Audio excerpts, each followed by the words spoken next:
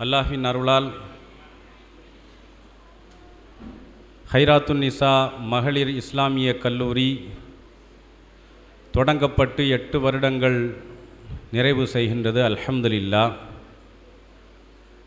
இந்த 8 வருடங்களும் இறைவன் இந்த மதரசாவின் மூலம், இதில் பணி செய்யக்கூடியவர்களின் மூலம் என்ன பணியை உலகத்தில் வாங்க வேண்டும் என்று விதித்திருக்கின்றானோ அது நடந்து கொண்டே இருக்கின்றது. அவ்வளவுதான்.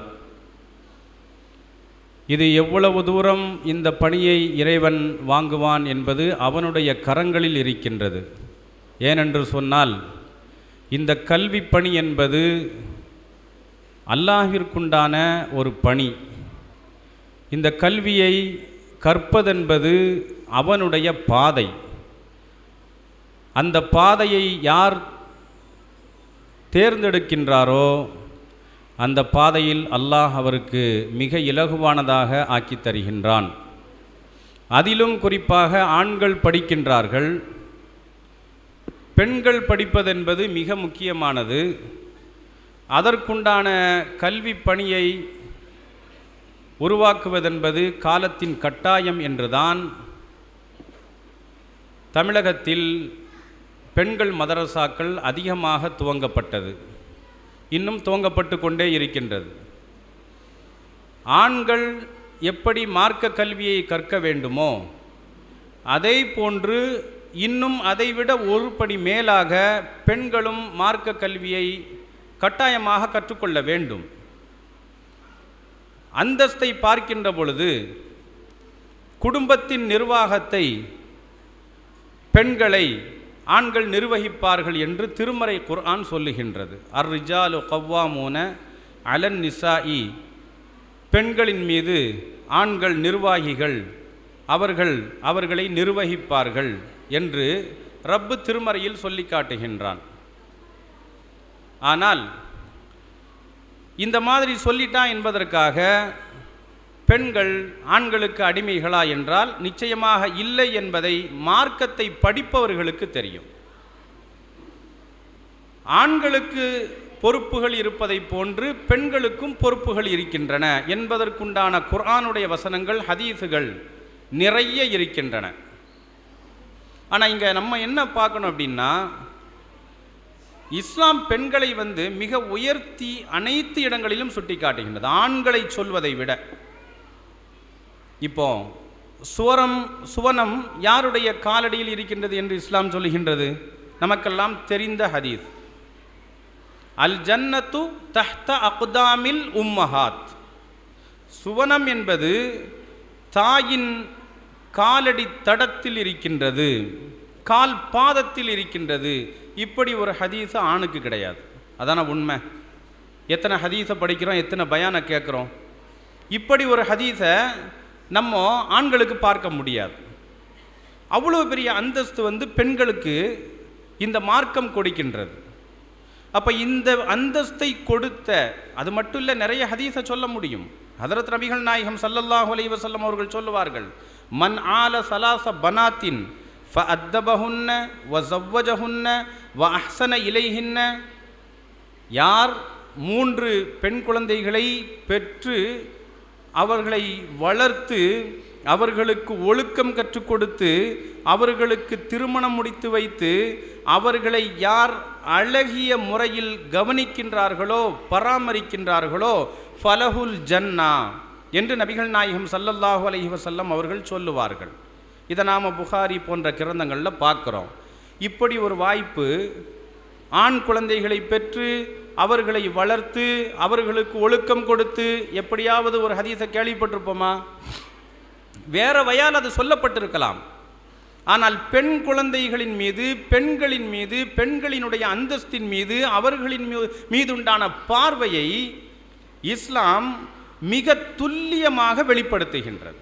அதைத்தான் நான் இங்கே சுட்டிக்காட்ட விரும்புகின்றேன். ஏற்றம் தாழ்வு என்ற பார்வையோடு மார்க்கம் ஆணை பெண்ணை பார்க்கவில்லை. ஆனால் ஒவ்வொருவருக்கும் ஒவ்வொரு விதமான பொறுப்பு இருக்கின்றது என்ற பார்வையோடு பார்க்கின்றது. அவ்வளவுதான் இங்கே பிரச்சனை. ஆணுக்குண்டான பொறுப்புகள் என்னவோ அதை அவர்கள் செய்ய வேண்டும். பெண்களுக்குண்டான பொறுப்புகள் என்னவோ அவர்களினுடைய உடை, நடை, பாவனை, இயல்பு இவைகளுக்கு தோதுவான பொறுப்புகள் என்னவோ அதை பெண்கள் செய்ய வேண்டும். இப்படி ஒரு பிரிப்பை தான் இந்த மார்க்கம் செய்திருக்கிறதே ஒழிய ஏற்றத்தாழ்வை இங்கே எந்த இடத்திலும் சொல்லி காட்டவில்லை. எப்படி கணவனுக்கு மனைவியின் மீது ஹக்குகள் இருக்கின்றதோ அதே போன்று மனைவிக்கு கணவனின் மீது ஹக்கு இருக்கின்றது என்ற ஹதீஸையும் குர்ஆனுடைய வசனத்தையும் தான் நாம் பார்க்க முடியும். அப்படித்தான் நமக்கு மார்க்கம் கற்றுத்தருகின்றது.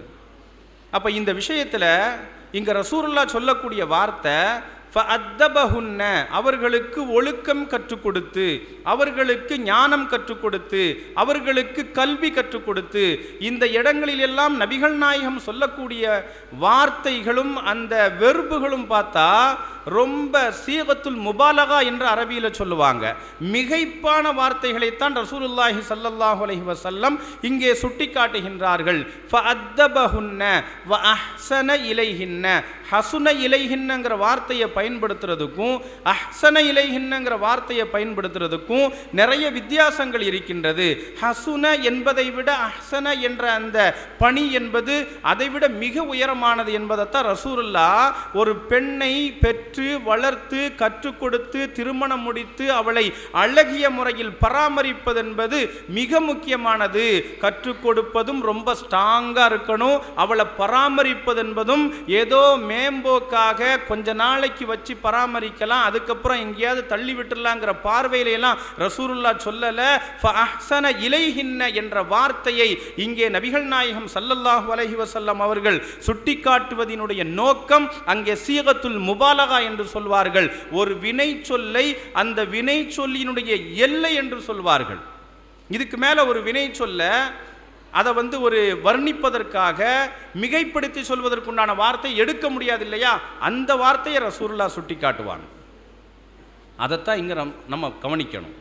அப்போ கல்வியை கற்றுக் கொடுப்பது, கல்வியை கற்றுக் கொடுப்பது, அவர்களுக்கு ஒழுக்கத்தை கற்றுக் கொடுப்பது, அவர்களை சிறந்த முறையில் பராமரிப்பது, இப்படி அழுத்தம் கொடுத்த இந்த மார்க்கத்தில் மட்டுமல்ல, பெண்களின் மீது உண்டான பார்வை உலகத்தில் இருந்து எப்படி இருக்குங்கிறத நாம் உணர்ந்திருக்கிறோம்.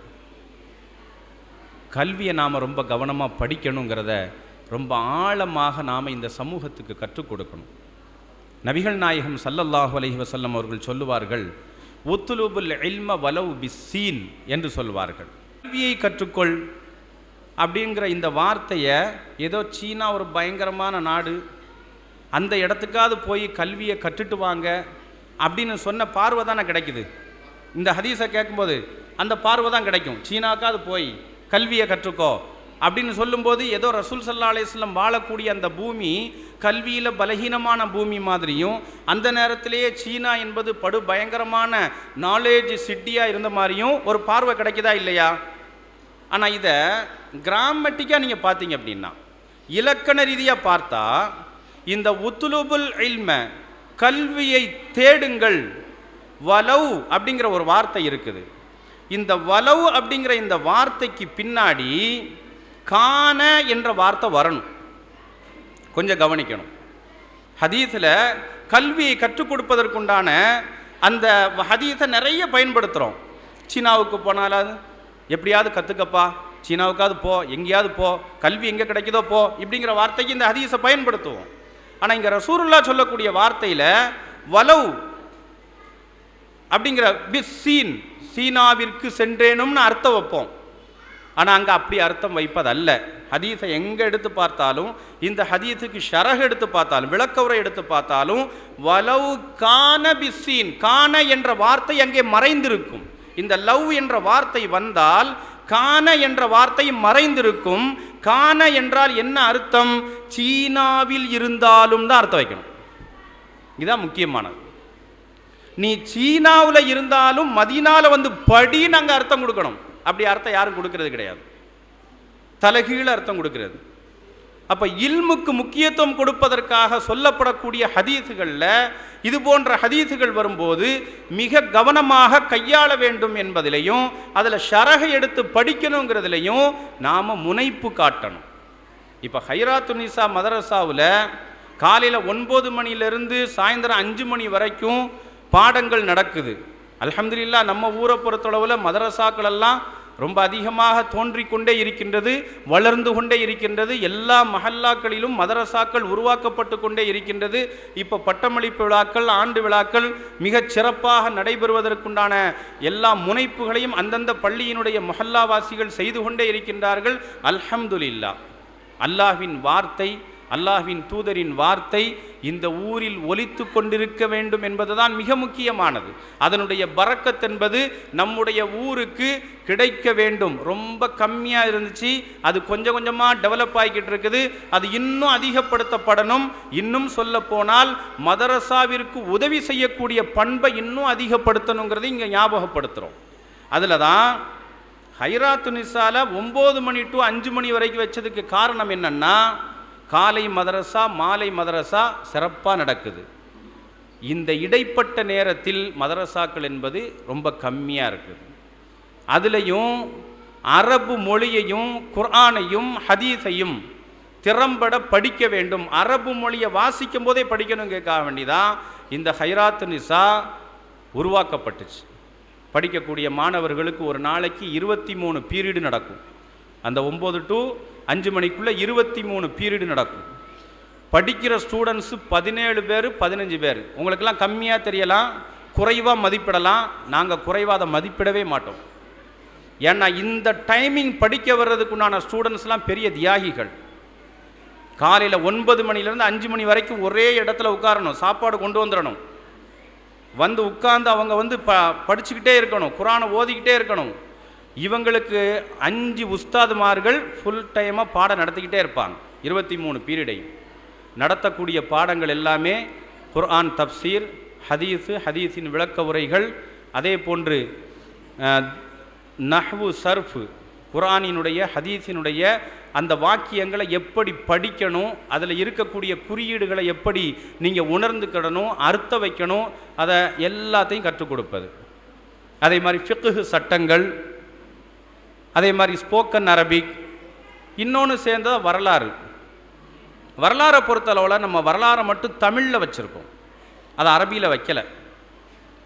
ஏன் அப்படின்னா வரலாறு மிக முக்கியமானது.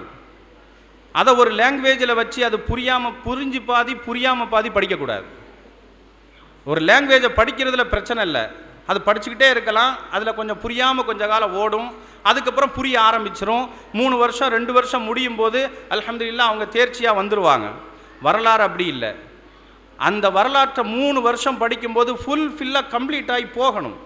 அப்போ ஃபஸ்ட்டு வருஷம் ரசூல் ஸல்லல்லாஹு அலைஹி வஸல்லம் அவருடைய சீரா, 2வது வருஷம் நபிமார்களுடைய வரலாறு, சஹாபாக்களுடைய வரலாறு, 3வது வருஷம் உலக வரலாறு, உலக இஸ்லாமிய வரலாறு, இந்திய வரலாறு கம்ப்ளீட்டாக முடிச்சுட்டு போவதற்குண்டான ஒரு முயற்சி. அதோடு சேர்த்து உளவியல் ரீதியான கல்வி, இதை எல்லாத்தையுமே இந்த 3 வருஷம் கம்ப்ளீட் பண்ணி கொடுக்கறதுக்காக அதை மட்டும் தமிழில் வச்சுருக்கிறோம். அப்போ இப்படிப்பட்ட ஒரு எஜுகேஷனோட காலை 9 மணிலேருந்து மாலை 5 மணி வரைக்கும் இந்த ஊரில் மதரசா நடத்தப்பட்டு கொண்டிருக்கின்றது.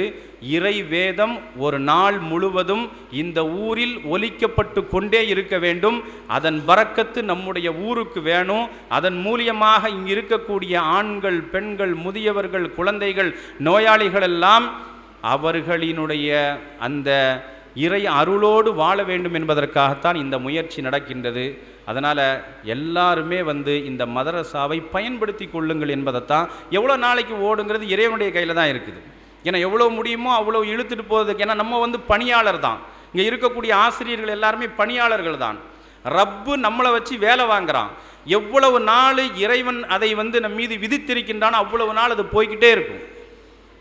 அதற்கு தேவையான எல்லா வேலைகளையும் செய்து கொண்டிருப்பதற்கு இறைவன் எல்லா வகையிலும் நமக்கு ஒத்துழைப்பு கொடுத்துக்கிட்டே இருக்கான், உதவி செஞ்சுக்கிட்டே இருக்கிறான்.